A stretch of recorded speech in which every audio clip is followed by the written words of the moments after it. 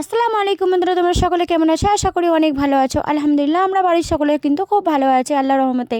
তো বন্ধুরা, সকাল সকাল চাটা খেয়ে কিন্তু বসেছিলাম। তো তারপরে আমার ছেলে এসে খবর দিল যে এখানে মাছ ধরানো হচ্ছে, আমি মাছটা নেবে।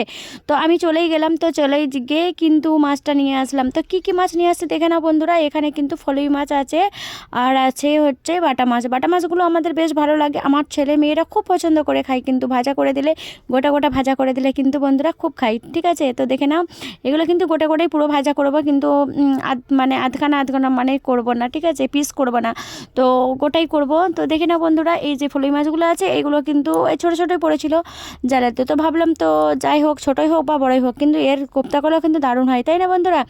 তো যাই হোক, ছোটো মাছেরই কোপ্তা করে কিন্তু আমার ছেলেটাকে খাওয়াবো। কিন্তু এই প্রথমবার কিন্তু এই মাছটা খাবে। কিন্তু আমাদের বাড়িতে এরকম মাছ কিন্তু কোনো দিন হয় না। ঠিক আছে, আমরা কেউ খাই না, ভালোবাসি না, তো সেই জন্য।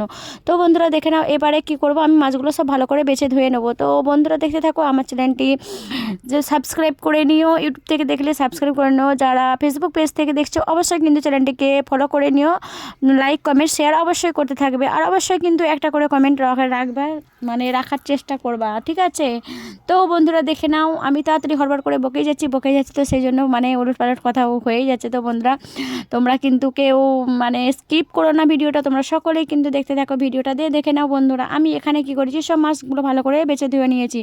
তো এরপর যা করতে হবে, এবার থেতলাতে মেতলাতে হবে। তো দেখে নাও, আমি এখানে থেতলে নিচ্ছি।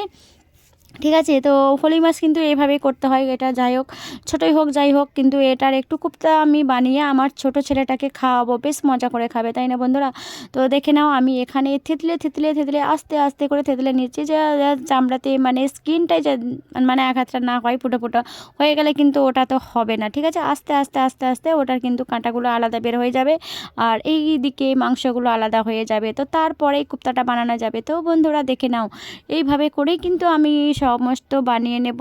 তো দেখতে থাকো, সঙ্গে থেকো, পাশে থেকো। তোমরা অবশ্যই লাইক কমেন্ট শেয়ার করতে অবশ্যই কিন্তু ভুলবে না। তো বন্ধুরা দেখে নাও, এইভাবে করেই কিন্তু আমি সব মাংসগুলো কিন্তু বের করে নিচ্ছি, এর মধ্যে থেকে বের করে নিয়ে তারপর মশলা টশলা যা কিছু ছিল সব কিছু এর মধ্যে দিয়ে দিয়েছি। দিয়ে তারপর দেখে নাও, এখানেতে ভালো করে সুন্দর করে ভিতরে দিয়ে আর এরকম মুড়ে দিয়েছি। তো এরপর ভাজার পালা। তো দেখে নাও, এখানে কড়াইতে দিয়ে দিয়েছি সরিষার তেল দিয়ে এটা রান্না করলে দারুণ হয়, খুব মজার রান্না করা হয়। তো দেখে নাও, এইভাবে কিন্তু আমি রান্নাটা করছি। আর এখানে মশলা মাখিয়ে সব রেখেই দিয়েছি।